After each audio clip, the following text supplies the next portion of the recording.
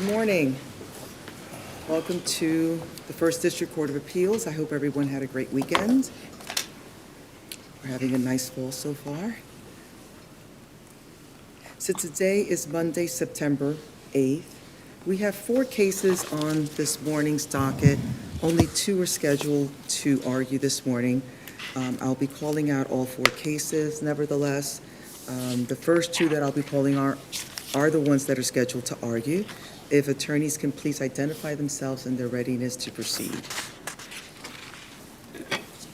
So the first, no, that's okay, no worries, no worry. So the first case is case number C240210, David Ostanji et al. Versus Catherine France et al. Yes, good morning. Good morning. Good morning, Lana Linder, Millie Burke, I'm Dr. Apple. Good morning. All right, the next case is case number C240545, Estate of Robert D. Hodry, deceased, versus Duke Realty Corp. et al. Christopher Finney on behalf of Appellant and Cross Appellee. We're prepared to proceed. Okay. Your Honor, Dan Idleson with Key Meet Complete Camp on behalf of defendants Appellees/Cross Appellants. Ready to proceed. Okay. The next 2 cases have submitted on the briefs. They are case number 24622, State of Ohio versus Zachary Kinman, case number 250056, State of Ohio versus Brian Everett. And with that, we will begin with Ostanji.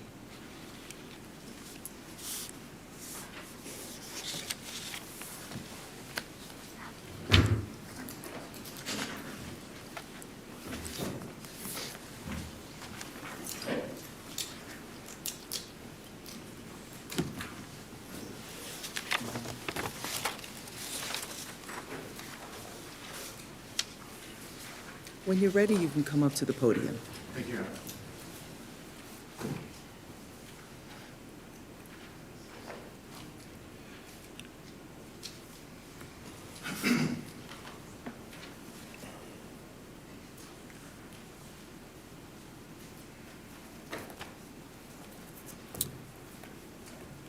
I'd like to also introduce Ms. Wainscott. Alexa Wainscott's an associate in our firm and is the one who drafted our brief and did such an excellent job on that. So, Okay. Welcome. ready when the court's ready. All right, whenever you're ready. Would you like to reserve time? I'll reserve 5 minutes, please. All right, you can start whenever May it you're please ready. the court. Does the court need any recitation of facts? Okay. Your Honors, this case is relatively narrow from our perspective. 2 assignments of error. The first assignment of error is pretty pinched into one category, which is, does a mere technical violation of the CSBA, in this instance through the Home Sales Solicitation Act, does it enable the magistrate in this case to award full expectancy damages for this mere technical violation?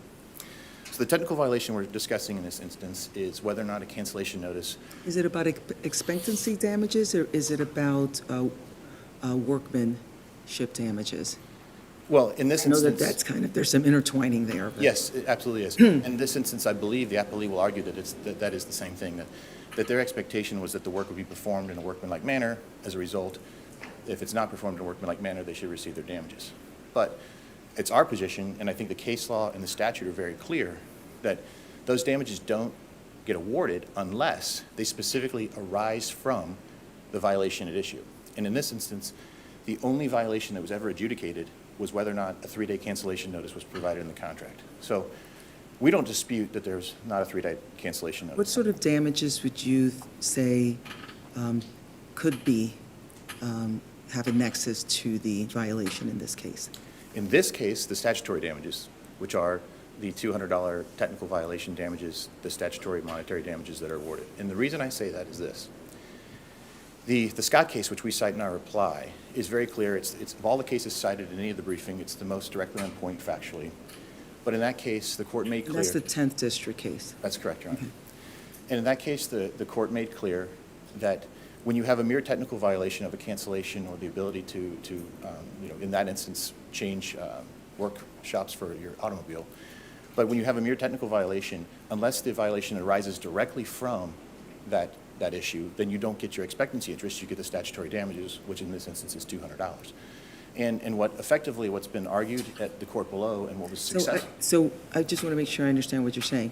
Are you saying that solely the $200 is the only damages that would have a nexus to the violation? In the adjudicated violation, yes. And that's really the crux of the issue. What I'm asking is in a broader sense, not in this case, not in the My facts of this apologies. case. No, in a It's broader okay. sense, it could be the expectancy interest. But in our case, we don't have evidence before the trial court that establishes that the expectancy interest should have been what was considered. The reason being is that when Ms. Linder moved for summary judgment, she moved for summary judgment on the grounds that there was no cancellation notice in the contract. That was it. Were With respect- the actual damages litigated below, though? They were presented I to would the argue, magistrate? I would argue they were not litigated. I would argue that testimony was presented factually, but I would argue they're not litigated. And the distinction I would make is that when Judge Giz sent this case to the magistrate, she specifically sent it to the magistrate on a very, very, very limited issue, which is what are the damages that stem from the technical violation of not including the cancellation notice? Did she say the technical violation? She didn't use that language. I mean, her order was, I think, 2 paragraphs. It was basically go back for a damages hearing.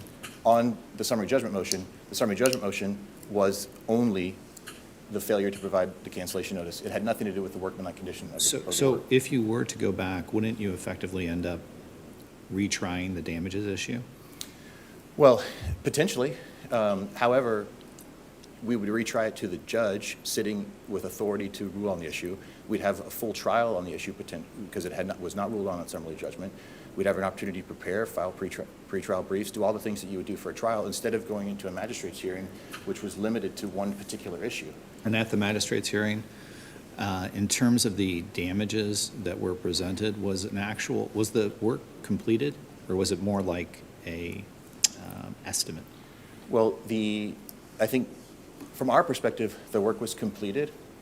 I don't know what they would argue. The work was completed and the contract was paid. There was back and forth between the parties with respect to whether or not any follow-up work should be completed, but then the relationship deteriorated and that issue was never able to resolve until a court action was filed. But Couldn't it be argued that had they been provided the cancellation notice, they wouldn't have gone forward and therefore wouldn't have had the poor workmanship performed on the home and the damages that flowed from that? without sounding flippant, Your Honor, they could have argued anything, right? And so my direct response to you would be, they did argue that in a sense. However, the case law they rely on says that's not how this works. The case law they rely on says if you fail to provide a 3-day cancellation notice and the work, then you're not permitted to begin work within that 3-day period. That's what the case law says. It doesn't say you can never begin work, which is what their brief insinuates. It actually says that you can only not begin within the 3-day cancellation period. After that fact, you're permitted to begin work, especially when, as in this instance, you were paid. I think they expected my client to show up and perform work. If you look at the contracts that are in the record, the contracts make it pretty clear that the work was not started within that 3-day period. There's actually nothing in the record that indicates that the work was started within that 3-day period. So that's why the expectancy interest here isn't applicable. If they had started on day 1 and the work was bad, and my client came in and said, no, you can't cancel, there's no cancellation notice in this contract, then I'd say, okay, expectancy interest has been triggered. But that's not what happened. It was a few days delayed beyond the 72-hour period that was required underneath the cancellation notice for the first part of the work, and it was a 2-week period for the second part of the work. So there was never an intent to cancel this contract, and the testimony bears that out. Ms. Slattery was asked that, or Ms. France was asked that question in cross-examination at the magistrate's hearing. Did you ever try to cancel? No, I did not. Did you in fact pay for the work? Yes, I did. So we just look at this as 2 separate issues. One's not before the court, which is whether or not the work was completed in a workmanlike fashion. That was never adjudicated. And one that is, it was adjudicated that there was no cancellation notice within the original contract, and therefore a technical violation occurred. Whether that's my language or all the courts that interpret the case's language and not cited by Judge Giz or Magistrate Baradon, that's probably true. I don't recall them calling it a technical violation. But what what Judge Giz did say, if I can be given just a moment here, she did say that our argument fails to recognize that the statutory award of $200 only applies when the complaining party cannot establish her actual damages. In this instance, we haven't adjudicated whether or not the work was in a workmanlike fashion or not. So she hasn't established her actual damages. Well, wouldn't they say that what was litigated below in front of the magistrate in terms of the damages presentation that they put on was a litigation of the workmanship? I believe, so they went into a hearing with with the hope and expectation that they could present that as damages. Judge Baradon let them present that as damages. He then ruled on it that there was in fact their damages, but they still don't have an order from Judge Giz saying that under the CSPA, you violated the workmanlike standard. There's no order from the court saying that. And So if you go back, you're basically going to go back, have a full other motion for summary judgment on that basis, having a technical violation and a workmanship violation, and then another damages hearing, then more attorney fees. Well, that presumes we lose. So we didn't get to adjudicate the issue. So I'm not going to make the assumption that we're going to lose. We may. And if we do lose in summary judgment, there is a damages hearing that's directed specifically at this issue, and we lose, then you won't see us again. But we have that right to adjudicate the issue. Again, the orders are very simple. I mean, the judge gave a one-page order that said, you violated the CSPA by not providing the technical cancellation policy in there. Therefore, decide what your damages are. And then we went to the damages hearing, and if you look at the Does record. the order in any way foreclose France from pursuing a violation of the workmanship No. of the paint job? It would be my position that what Baradon should have done is grant them damages on the technical violation, because we don't dispute that there was a technical violation, then send it back to the judge for her to determine the rest of the case. Because what you're saying is that was never actually Correct. presented, adjudicated. or Correct. anything, And- other than the presentation via That's right. damages, but damages comes after a determination on the That's merits. right. And so the damages should have been limited to the violation that was actually adjudicated, which is the failure to provide the cancellation notice. It should not have been adjudicated on the basis that there was a workmanlike issue. Now, I think they were within their rights to present that evidence and hope that the court would award its damages, but we argued very hard and strenuously and timely that that was an inappropriate measure of damages in this case. We filed a pre-hearing brief with Judge Baradon raising this Just to tell issue. you, Time is- Yeah. Okay. In any event, we raised the issue multiple times, and procedurally, I'm not aware of any action I've ever been a part of where okay, thank you. you're entitled to do that. Good morning. Good morning. May it please the court. Alana Linder with Manley Burke on behalf of the appellee Catherine Slattery, née France. If I may, I'd like to very briefly begin by addressing the second assignment of error, because I think that's a little bit more of a straightforward procedural question that can be quickly disposed of. And as we mentioned in our brief, the defamation claim that the appellants initially filed is not before this court in any live way, and therefore it is a moot issue. As the record reflects, the trial court both dismissed the defamation claim as a discovery violation, which they have properly appealed, but on the same day, the court also granted summary judgment in the appellee's favor in its entirety on the defamation claim. Well, that's the part that's a little bit nebulous to me, because the motion speaks to the Google review, but there were other facts, other claims of defamation in the complaint. So when I look at the motion, it only seems to speak to only one of the defamation claims. And then when I look at the language of the entry, you know, it could be read as it could be read either way, but it really can clearly be read as addressing that which was raised in the summary judgment. I take your point, Your Honor. I would argue that to the extent that there is a basis to I challenge. don't know if it's a big deal. I mean, it's either, Sure. you know, it's mooted out, or I it's believe it's partially been- mooted out and the rest of it gets addressed on the arguments. Sure. I believe it's been waived by virtue of them not appealing that issue. It's not before the court with respect to the summary judgment. They've only chosen to appeal the dismissal as a discovery violation, which goes back to my original point that no matter how this court rules with respect to the second assignment of error, you're being asked to provide a merely advisory opinion that will have no practical effect in terms of reviving that claim, but for potential determination, I guess, where you're saying the summary judgment entry was not in full. I do believe it was. There were several different grounds on which we moved for summary judgment on the defamation claim, both with standing and on the merits. And I don't believe the trial court's required to specify all the reasons in her entry of why she found in our favor, but at the end of the day. Well, I think it comes back to the summary judgment that was filed, because the magistrate and the judge is later making determinations on what was filed, not on something that wasn't filed. I agree. I do believe, though, that our original move, when we moved for summary judgment, it was pretty comprehensive, and therefore I don't believe that that claim is still before the court in any real way, especially not before the court with respect to whether it was properly dismissed as a discovery violation, because they have not also challenged and have therefore waived their right to dispute the dismissal of the defamation. Understood. Do you want to go to the first assignment of error? Yes, thank you, Your Honor. So moving to the first assignment of error, which concerns the amount of actual damages awarded to the appellee on her Consumer Sales Practices Act. Bear with me, there's a couple acronyms. The CSPA is the Consumer Sales Practices Act. That's the statute through which we get the treble damages plus attorney's fees. And there's many different ways to violate that statute. One of those ways is by also violating the Ohio Home Sales Solicitation Act, the HSSA, which is really at the heart of this dispute.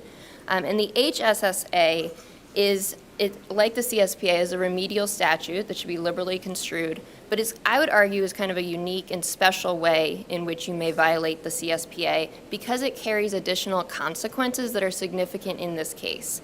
The appellants are arguing that the mere failure to include the 3-day language is in of itself what we are challenging. But the HSSA, if you look at subsection B, as in boy, of ORC, subsection B of that relevant provision, you will see that not only are you required to provide the 3-day language, which really is to give a cooling off period. It's not a mere technicality. It stems from the FTC's cooling off period What designed. about this argument that they had this cooling off because the work didn't begin for more than the 3 days that would be required under the notice provision? So I will say that this is a strict requirement. There's no kind of compliance later after the fact. You either did or did not. And it goes so far, the law goes so far as to say that until you, as the contractor, provide the explicit 3-day notice, which, by the way, it's not a difficult compliance. The language is in the statute itself. You just have to copy and paste it into your contract. Until you provide that, the time to comply has not yet expired, and the cooling off period continues to run even if the work has already been completed, which is why it's such a significant and powerful statute. I recognize that. But it's very clear that until the contractor provides that language, that time does not expire. So a homeowner could wait, let them perform the work, knowing that they didn't provide this cancellation notice, and then turn around and try to get treble damages as a result of that.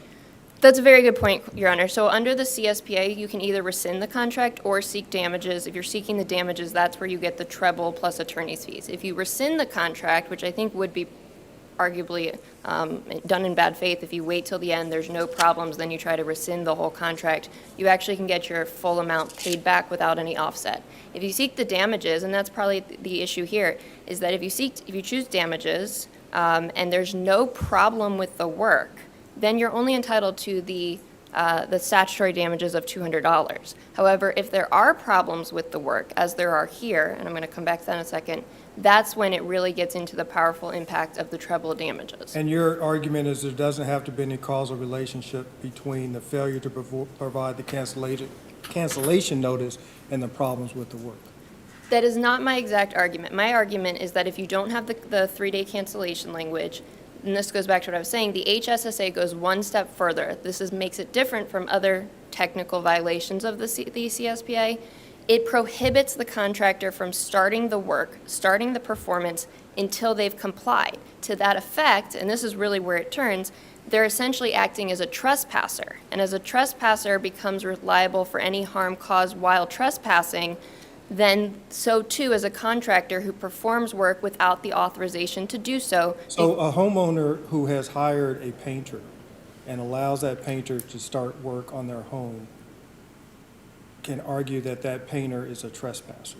Yes, and in fact, the case law expressly states that the contractor who chooses to proceed without complying with the HSSA's notice requirements does so at his or her own risk because it recognizes the significance and importance of providing this cooling off period. So if there was no reason, if there was no intent for a contractor to bear that risk, we would not have the case law that says that they bear that risk. I'm not sure if this is the legal term for that, but it strikes me as a bit sneaky for a homeowner to be able to do that. I absolutely agree, and that's why if there's no harm done, then they're only entitled to the $200 statutory damages. Exact same scenario if it's a trespass. For example, let's say I have So I a want to make sure I understand what you're saying. So there need not be a determination on the workmanship of the services, of the paint job in this case, right? And that somehow gets collapsed into the hearing on the damages. Normally, in a case unlike this one, which we don't have, there's no dispute that there are damages. In fact, if you look at the appellant's own complaint, if you look at the appellant's own opening brief in this case, they acknowledge, they concede that there were problems with the paint job. We don't need to establish unworkmanship when they're already acknowledging that there were problems. The only dispute concerned the extent of the problems. Was it the full house that needed to be redone, or was it just a small area? They've never disputed that there were problems that needed to be corrected. The only dispute was about the extent of the damages, which is precisely what was argued at the damages hearing. So The extent, well, it seems to me that damages hearing are to determine the monetary amount of damages. Correct. In this case, whether it needed a whole new paint job or not a whole new paint job, wouldn't that be something that would be presented on the merits? I don't believe so. The merits go to whether there was a violation. The court found there was a violation in order Right, to a damage, violation of the 3-day cooling off period. which includes then the prohibition, the unauthorized work, which converts her into a trespass. If I can give you an analogy with the trespass, because there you also have nominal damages available when there's no actual harm. There's, just like you have the statutory 200 nominal damages available here if there's no harm. If I have a parking lot and you drive your truck across it, and no harm, no foul, technically you've trespassed, I'm entitled to nominal damages. If, however, I've just freshly poured concrete, for example, in my parking lot, and you drive your truck over it, and you create harm by your performance, by your trespass, you are responsible for the cost to restore my parking lot. The same is true here. If she had just done the painting job and there was no harm caused, then there would be purely nominal damages. Would she be able to rescind the contract? So my client technically could have, and we did amend the complaint because the reason for the amendment was to make the special election, because you have to decide from the outset whether you're rescinding or pursuing damages. So we amended the complaint So if to, they would have done a perfect job on the house, you're arguing that the homeowner could have sat back, allowed them to perform this perfect job on the house, and then rescind the contract and not pay for it? under the law that was in effect at the time, yes. The statute has since been amended. The amendment took effect in September 2024, arguably in recognition that that kind of becomes a problem, and that's not a case that I think most attorneys, myself included, would be comfortable taking on, because that just doesn't seem right. But this is a different scenario in which it's not that there was just perfectly performed work that then she just didn't want to pay for it. She did pay in full for it, and that's been acknowledged. There were problems that arose from it that had to be corrected. And again, there's no dispute that those problems exist. Are there any matters that were left before the trial court after the determination on the summary judgment? After the determination of the summary judgment, or after the damages hearing? After the determination of the summary judgment Just the amount of damages. and the motion to, and the motion to compel? Motion to compel. The only issues that were, there were still other claims, but we would not need to pursue them. For example, breach of contract, because if we had obtained judgment on both breach of contract and the CSPA, just as in Fleischer versus George, we would have had to have elected which claim to pursue the damages under, and we would have chosen the CSPA simply because it has higher damages, frankly, and attorney's fees. So technically. So in other words, you're counting on that with the CSPA, that you can get these damages on workmanlike and get them multiplied, which you would not be able to do on the breach of contract. Correct. So the breach of contract was left before the trial court. It was intentionally left, and frankly, from our perspective, there was never a concern about being able to actually establish the breach. Going back to the discovery issues, we even had trouble just getting the other side to acknowledge that there was a contract in the first place. So that's why we didn't even bother with that, because there was a clear violation, and it goes one step further, as in Pat versus JW Roofing, where it's the exact same scenario. You have a violation of the HSSA by failing to include the 3-day language. That means the contractor is not authorized to perform the work, and when the contractor decides to perform the work regardless of not being authorized, the contractor bears the risk and is responsible for any harm caused. Again, there's been no dispute that there was at least some harm caused, and that's why in the pre-hearing brief that the appellant filed between the time that the summary judgment was granted and before the damages hearing, they argued for the first time, frankly, challenging the unworkmanlike, the connection between the damages based on unworkmanlike performance and the 3-day notice. In fact, I would argue they've waived the right to pursue that argument at all because they did not raise it in response to our motion for summary judgment. If you look at page 20 of the appellant's opening brief, they cite word for word part of our own motion for summary judgment where we wrote that the appellee is, quote, entitled to treble actual damages and recovery of her attorney's fees on account of the painting of the exterior of their house that was done in an unworkmanlike manner. The opportunity to challenge that was when responding in opposition to our motion for summary judgment, and they didn't. But if you're wrong as a matter of law, does it really matter if they responded to that? I believe it's improper to then argue it on appeal if you've waived your right to bring it up in the first place.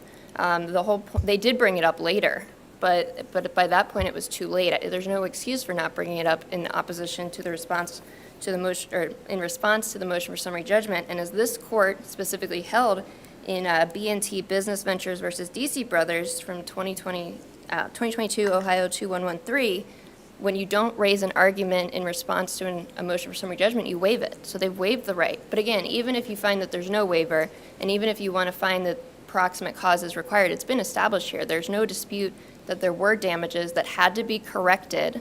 Were they actually corrected?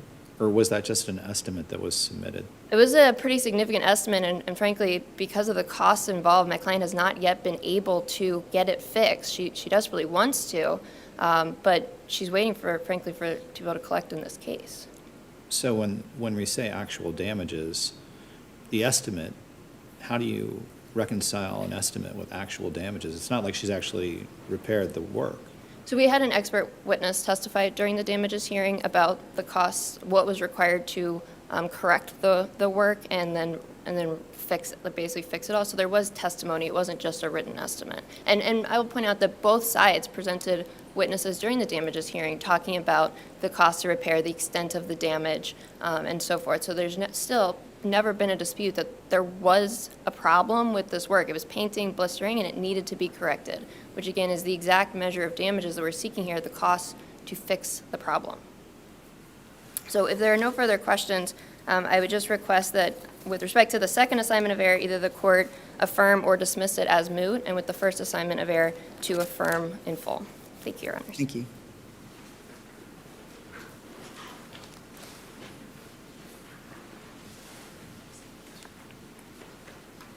You still have your 5 minutes. Thank you. I'll note it first, and I'm sure the court's aware of this, but my client proceeded pro se for about 18 months in this case, and our firm didn't come on until after summary judgment was filed. We did, in fact, oppose damages in our summary judgment briefing. We filed affidavits, we presented evidence, but it was struck because of the discovery violations. So there was no waiver of any argument. We opposed the damages. We presented counter affidavits, but they were struck. So there's no waiver there. What I will note as well is that Your Honor noted that you could only move for summary judgment or grant summary judgment based on what's presented in the motions. And on the assignment of error number 2, that was specifically the Google review as noted, there was other claims that were pleaded, other claims were not moved for summary judgment, they were not dealt with by the court. That's our reason for assignment of error number 2. I think that is a relatively simple procedural issue to deal with. But the same rule goes for assignment of error number 1. If on assignment of error number 2, you can't rule on all the portions of the count that was not presented in the motion for summary judgment, you similarly cannot rule on everything that was not presented in the count for summary judgment on the counterclaims. And so, for example, I know Your Honors have read this, but Judge Giz specifically wrote, motion for partial summary judgment hereby finds said motion to be well taken and therefore grants Catherine France the motion as it relates to Defendant's Consumer Sales Practices Act counterclaim. She's referring specifically to the portion of the motion that was adjudicated and presented to the court, which was only the 3-day violation. And so that is the portion that went to the damages hearing. That is the portion that should have been considered. And there has never been an adjudication of whether or not it was properly performed work on this mansion in Indian Hill that she's saving up money to repaint. There hasn't been much discussion out of the rising of language of the statute, but this goes to the crux of the issue as well. I mean, the statute itself says that the damages have to arise out of the injury. And in this instance, the injury is simply the right to cancel. Because the work began well beyond that period with respect to most of the work, and beyond the period entirely with respect to all of it, it doesn't arise out of. There hasn't even been an argument that says that it arises out of. There hasn't been an argument that said they would have canceled. I mean, it feels as if, what I'm understanding, the appellee Francis' argument is that where you have a breach of contract and you don't have the 3-day cooling off, that you could forego the breach of contract and just deal with it within the 3-day, within the does- CSP, yeah, it within the does seem to be CSP what they're violation, yeah. But I think to Your Honor Moore's point, that they've used the statute as a shield and a sword. It's no longer a consumer protection statute. It's the business person's tax statute, because they're using it as a way to say, you have this small violation. Yes, we have this other way we could go if we decide to prove it, but we're going to use this small violation and just heap all the damages into that one category. And it's patently unfair. I mean, my client, as Your Honors have known from the stay that was put on, she's filed bankruptcy as a result of this. So this has completely changed her life because of using the statute overly aggressively to pursue these damages. Now, had we gone back to a hearing and it had been fully adjudicated, and then so be it, that's the way it goes if we lose. And she'd have to maybe deal with the same reality had that been the case. But she did not have the opportunity to present her defense, and a large majority of that was because I think of their pro se nature of the first 18 months of the case. And that's a difficult challenge to face when you come in. I'm sure Your Honors have all been there, but you come into that situation, it's a difficult challenge to face. It doesn't change the fact that turning this into a trespass case is unrealistic. When they were paid, they were requested to come on to the property.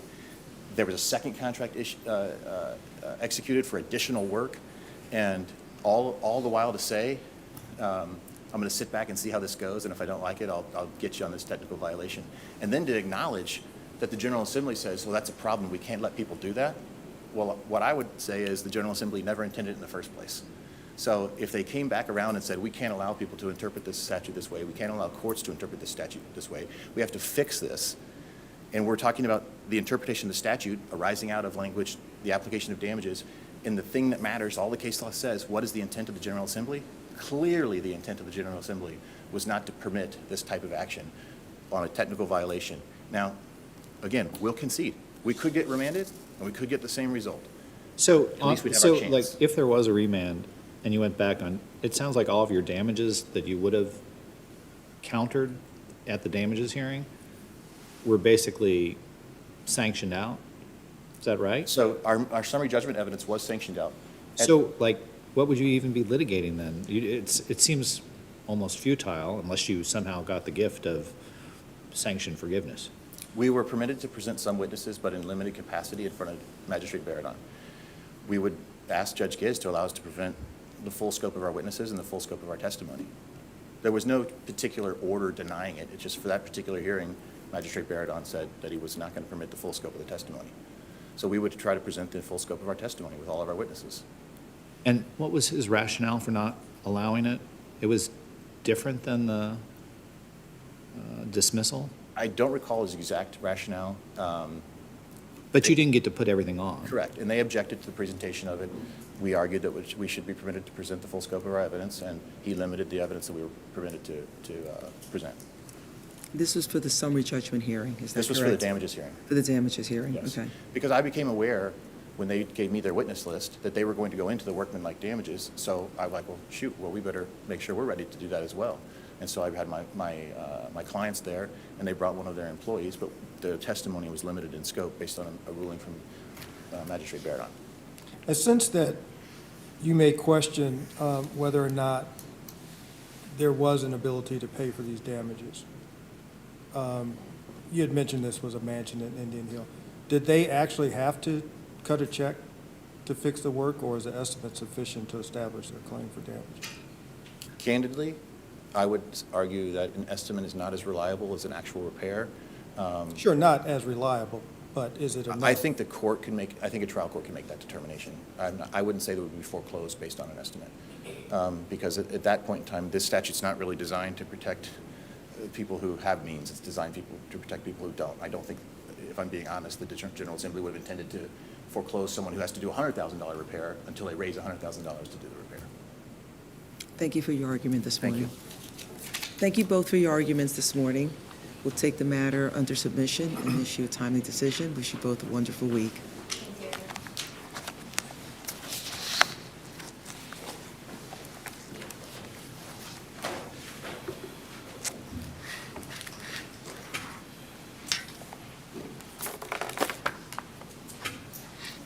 Hodry versus Duke Realty.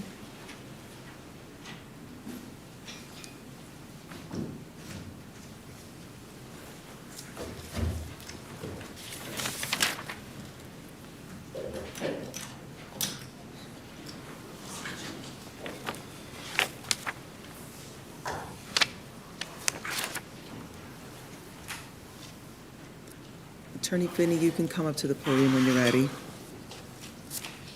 Good morning.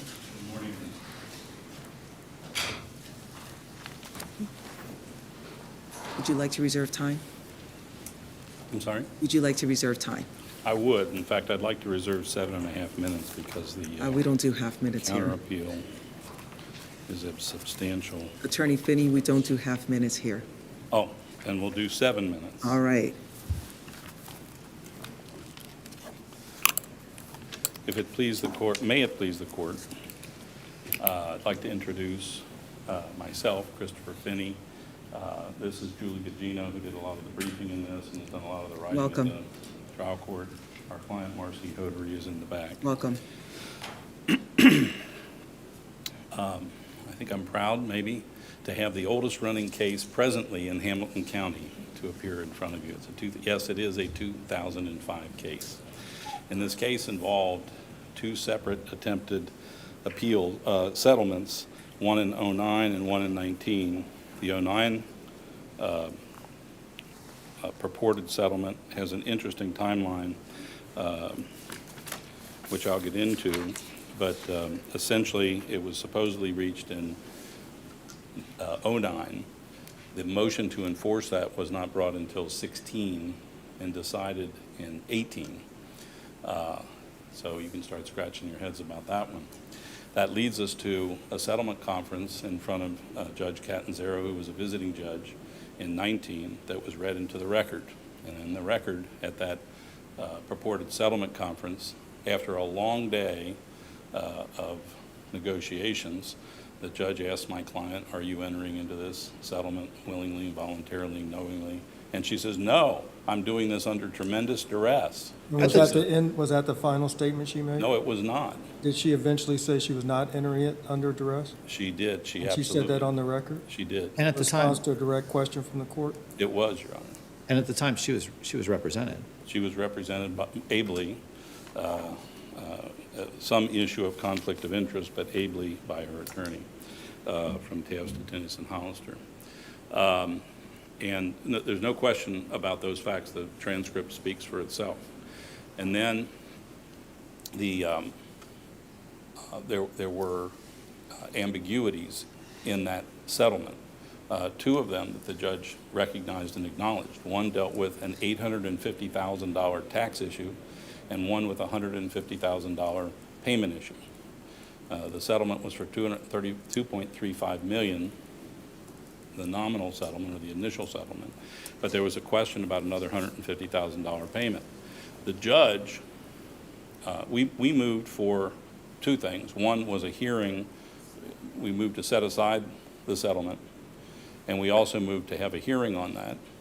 The judge concluded that no hearing was necessary to determine that a settlement, in fact, had been entered into, even though, and we'll get to the legal standard on that, even though we had come forth with significant, both in pleadings and affidavits, questions about that settlement, the efficacy of that settlement.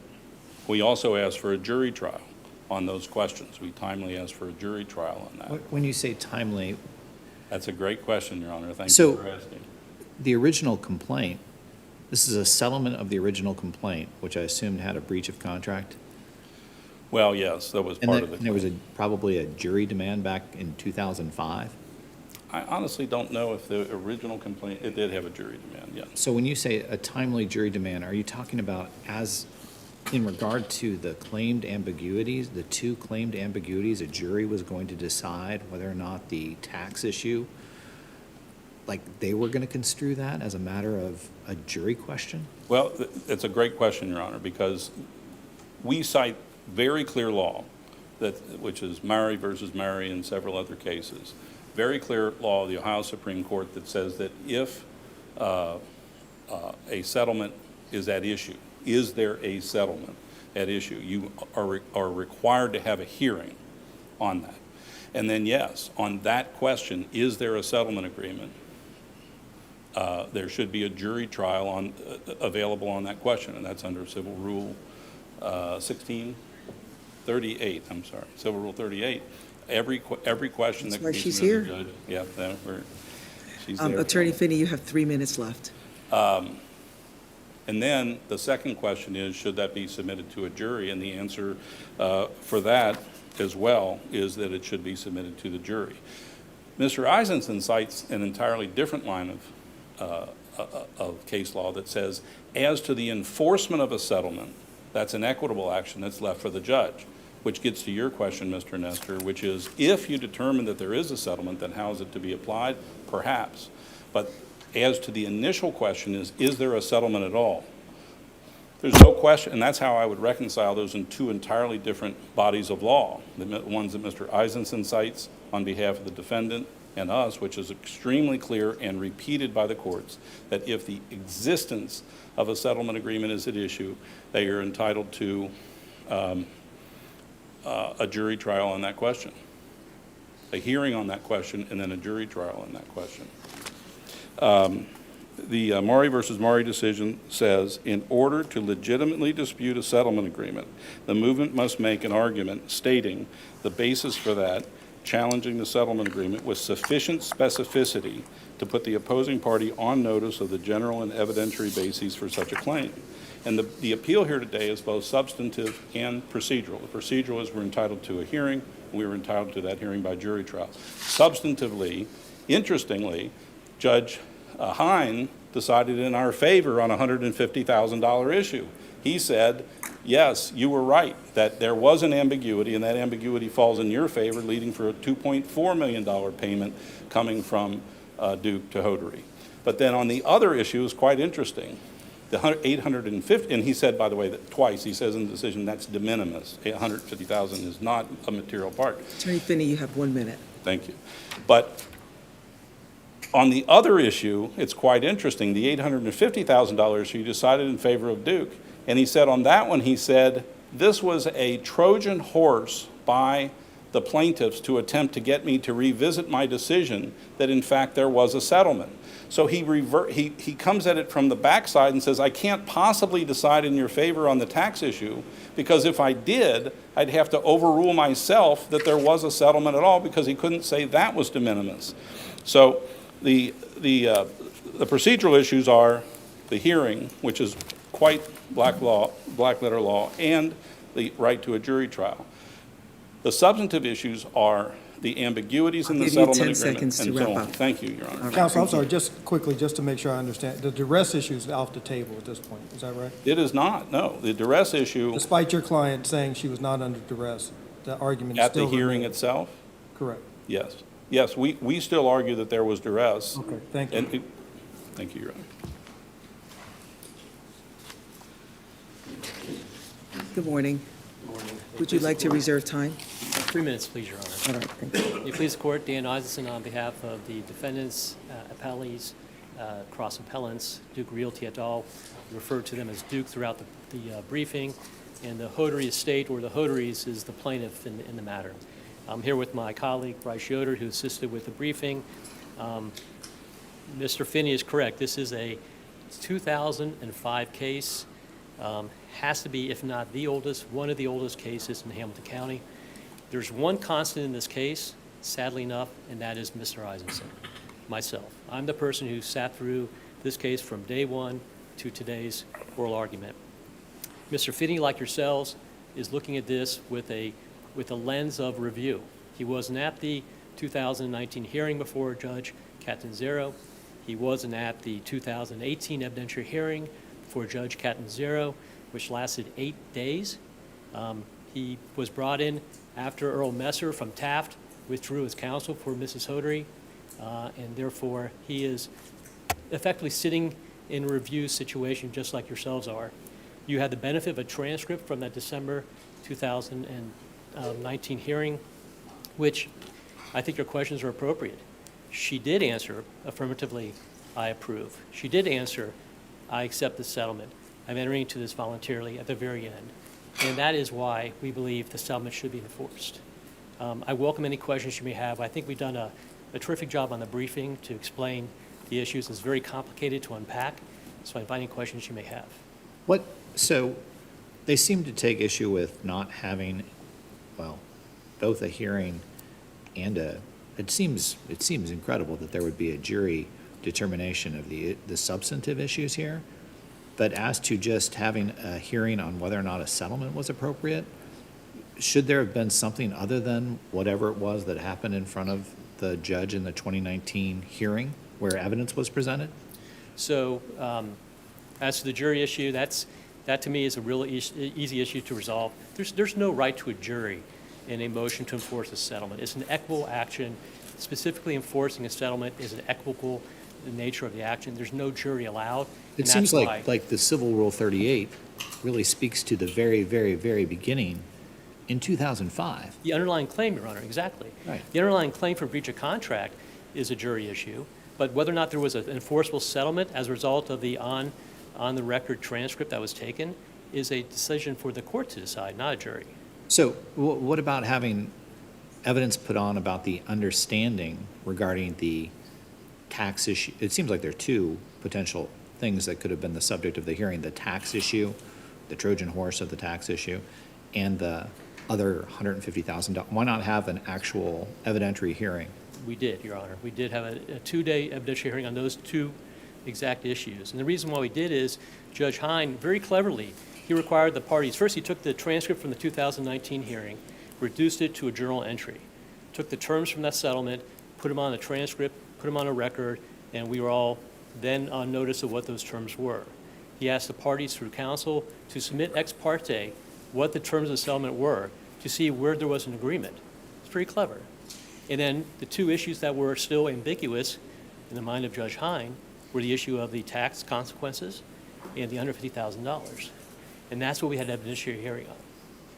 All right. And then, so in regard to that, you'd say that the requirement for a evidentiary hearing was satisfied as to those two issues, and then he resolved them, and that was appropriate, and those two issues should not be subject to some sort of retrospective 2005 original request for a jury. Correct. There's absolutely no right to a jury trial on this motion to enforce. There is not. I believe, Judge Zayach, you had a case in the Connect case back in 2019. Every case before this court and every court of appeals on the motion to enforce is purely a gatekeeper trial court decision, seeing inequity. There's no right to a jury. What about this question of the $150,000? Is that indicative of the fact that there wasn't a meeting of the minds? That's a big number. Well, the $150,000 is on the transcript. The transcript, we believe, is very clear that it's inclusive of the $2.35 million amount. It's within that amount, so it's not a $2.5 million settlement overall. It's $2.35, which includes the $150,000 that was prepaid to the Hoderies as part of the settlement, and that's exactly what happened. There's also an email the day after the hearing in December 2019, which Mrs. Hodery acknowledges to her siblings that she agreed to a $2.35 million inclusive of the The $150,000. transcript you're referring to, remind me which transcript that is. The 2019 transcript from Judge Catanzaro at the end of the day. And am I remembering this right, that I think there was a query from the bench as to whether the settlement amount was everything, and she responded affirmatively, something to that? Yeah. There was a back and forth. There was a discussion between my client, Ann D., who was general counsel of Duke Realty, as well as Marcy Hodery. There was an acknowledgement that $2.35 million was the entire settlement amount, includes the $150,000. And that's the subject of our cross appeal. And the tax issue, Duke basically promised to do what they could. It's to provide cooperation, correct? Right. To minimize their tax consequences. Not to refile tax returns, not to amend tax returns. Those are all material changes that would have had to taken place. This tax issue had been present from a long time before this 2019 settlement hearing. And so it was known to them, they knew it, and this was the benefit of the bargain that they asked for, was our cooperation to help minimize those tax consequences. I have a question with regard to the third assignment of error, and with regard to there was a motion to reconsider that was filed, right? From the Hoderies? Yes. Okay, I'm not familiar what the reconsideration Okay. was. Then you won't be able to answer my question. Okay, thank you. It's okay. Thank you. I'm just trying to understand where is a motion to reconsider rooted in the civil rules. Yeah, it's a nullity. There was a lot of motion practice taking place. This case has a lot of history behind it. Not one deposition was taken in this case, not one. See, and that's why I understand it also to be a nullity. So if it's a nullity, then it seems to me that perhaps the time has run with regard to that issue, because it was filed on the 30 days on the determination on this motion to reconsider.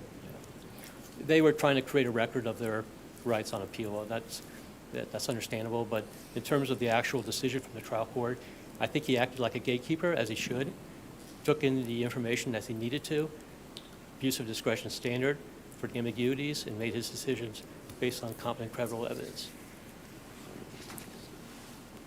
Unless there's further questions, I'll stand down and allow my colleague to go next. Unless there's any others. Thank you. Okay, thank you.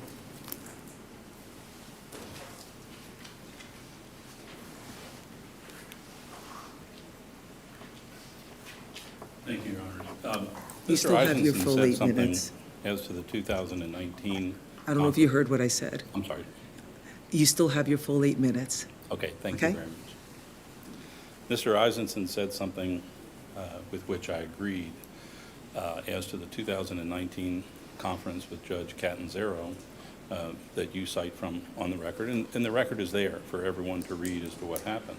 But he said there was a lot of history there. And as to the $150,000, just that issue alone was very interesting, because there was $147,000 that was at issue at that hearing when they said, is this everything? And that was a dividend distribution, I think, during the time that was the current period. But there was another $150,000 check that had been issued to my client prior to that hearing. And Duke had written it to the wrong party. It was to a now non-existent former partner called H&R Limited Partnership. They wrote it to the wrong party, and they acknowledged in writing before that hearing, and I think in the settlement conversations that day before that transcript, that in fact that they would be paying that amount in addition to whatever was agreed to into the settlement. That was one of the two issues that was heard by Judge Hine. And in that conversation, in that testimony, he decided, as a matter of fact, that in fact the 150 was in addition. And so there was also a huge history as to the tax issue. The tax issue had been discussed since back in 13, and it was a topic in the 09 hearing, and it was discussed again in 13 extensively between the parties. And it was discussed that day and leading up to that day. So there was a lot of history that was subsumed in that, which is, sort of the parole evidence rule, that when you have an ambiguity, you let in those things, and that's what Judge Hine did at that limited hearing.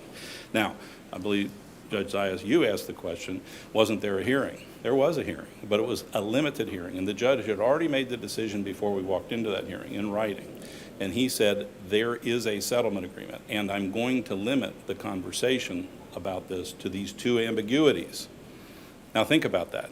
We have a settlement agreement. So is your position then you'd go all the way back to the beginning and you'd go back to 2005, basically? All of this would be poof, and you'd go back and you'd litigate the contract issue? Well, there's Because your two, jury demand relates back to the contract issue, not to the settlement agreement.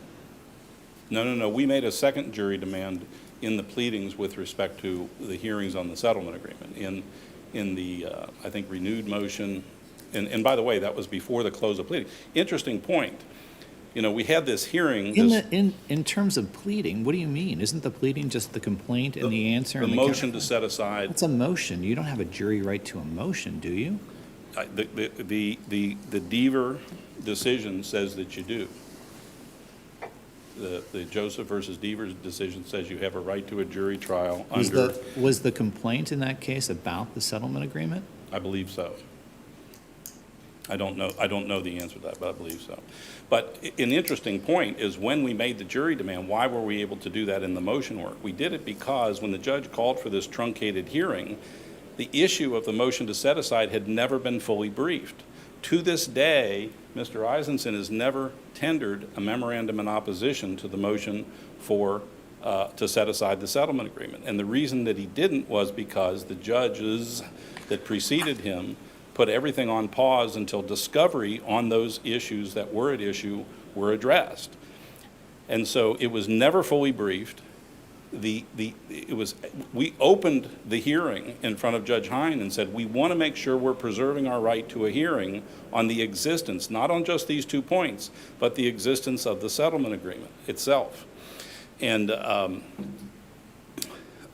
he then said, let's proceed, meaning we're not going to have everything heard today. So when Mr. Eisenson flippantly says, oh yeah, we had a hearing, we didn't have a hearing. We had a hearing that was expressly limited with, first of all, with the assumption that there was in fact a settlement agreement, and he wasn't going to hear about the conflict of interest, he wasn't going to hear about the duress, and he wasn't going to hear about these substantive ambiguities, meaning when you get to the tax issue, an $850,000 issue that had been discussed for more than a decade, and in fact it goes all the way back to '03 when my client, before this litigation, brought to Duke's attention that the way they were taking, I think it was not taking accelerated depreciation, which discriminated against my client for their purposes, benefited Duke because they were the managing partner of the entity. And that was one of the issues in the complaint itself. So when the judge says this was a Trojan horse, I guess because you already decided that there is a settlement agreement, it's going to be enforced, and now I'm not going to hear anything that might interfere with that and have me lead to a different conclusion that in fact there wasn't a settlement agreement on which we were entitled to a full hearing. And he limited it to time, but he also limited to those specific issues. So Judge Moore, and this is my first time I think ever appearing in front of you, your question is quite appropriate. Ms. Hodery said on the record, after she said 2 or 3 times I'm under duress, and once I need a week or 2 to get through all of this, her attorneys, at the end of the day, the security guards in the back of the room, and her attorney says, if you don't agree, this whole day has been a waste. You go, okay, I agree. And she did say that. There's no question. And this is a very complicated case, and I'm trying to get some pieces off the board so I can get to the end here. At the end of the day, she said she was not under duress. The transcript speaks for itself, Your Honor, and it says what it says. There's no And so question. You're help me correct. understand why that issue is still in front of us.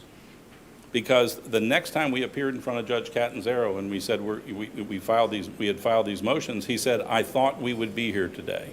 I thought we would be here today, meaning on a motion to reconsider the fact that there was a settlement.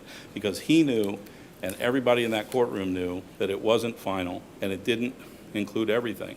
And most importantly, it was ambiguous on these very key points.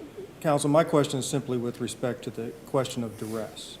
Why is that issue still in front of us when your client said she was not under duress at the end of the day? I think it's entirely a legitimate, and you have to have finality at some point, right, Your Honor? And that's where my concern lies. There was a day-long settlement conference after which the parties reached an agreement, and ultimately your client said she was in agreement with that. And I'm struggling to understand why duress is still an issue that we have to deal with. Thank you, Your Honor, for that, and let me give you a different example. I don't do any criminal law, never done it in my life.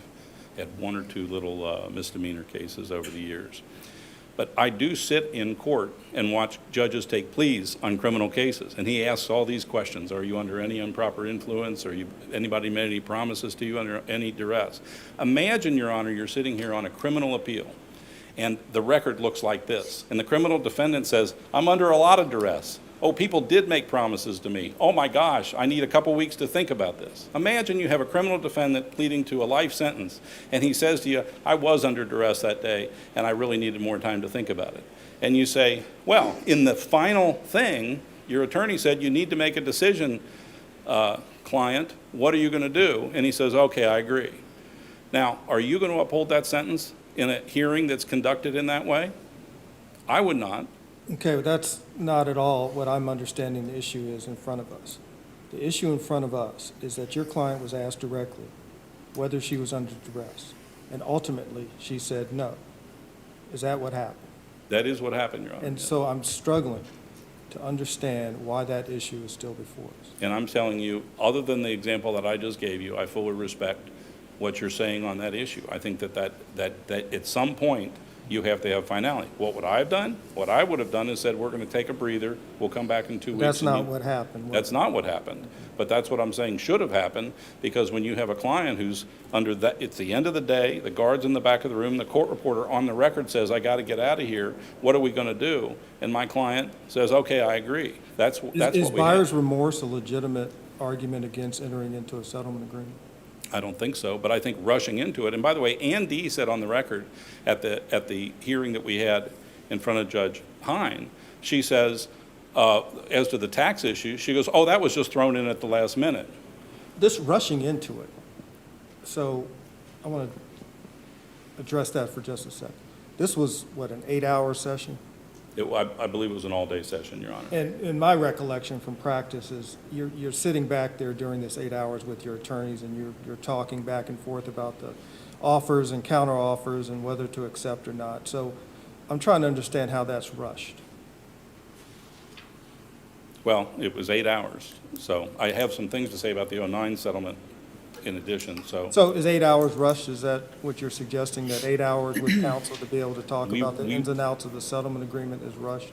We related an entire series of events where my client was preparing the day before. There were and the one most compelling is the misrepresentation of Nair that we put in the record of Duke, saying that they had an offer from Nair at so-and-so, and they emailed the judge the night before, copied us on that, of a certain amount. At the end of the day, after this settlement was reached, they said, oh, well, that offer, that's off the table now.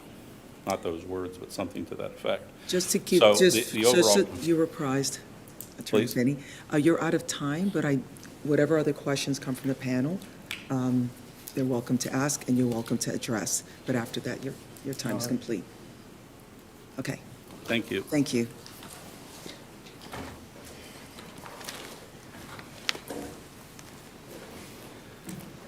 The good and bad of being the lawyer for the last 20 years is I know too much.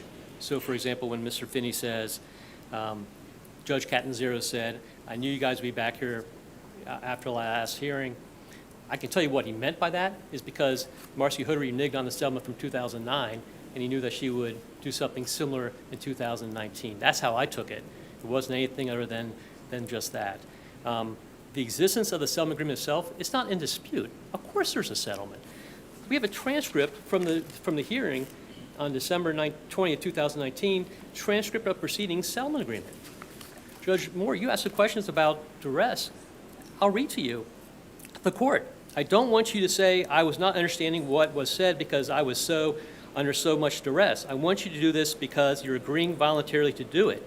Are you agreeing voluntarily to enter into this agreement? Marcy Hoodery, yes. And you want me to approve it? Yes. There is a settlement. The only question is there any ambiguity in the terms of the settlement?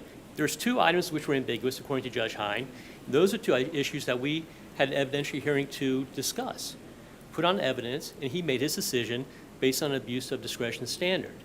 We believe that he abused his discretion in failing to include the $150,000 within the $2.35 million that was the settlement sum, and we base that upon the fact that in the transcript itself, it's agreed upon that 2.35 is all in. So is that an abuse of discretion or just a factual error? It's so contrary to the terms of the settlement transcript itself, it is an abuse of discretion. And not only that, based on the transcript, but the email from Marcy Hodry to her siblings the next day affirms that. She even says $2.35 million includes $150,000. That's an abuse of discretion. I'm happy to answer any additional questions you may have. All right. All right, thank you. Thank you. All right. All right. Well, thank you both for your arguments this morning. We'll take the matter under submission, issue a timely decision, and wishing everyone, including clients that are here, the best of the week.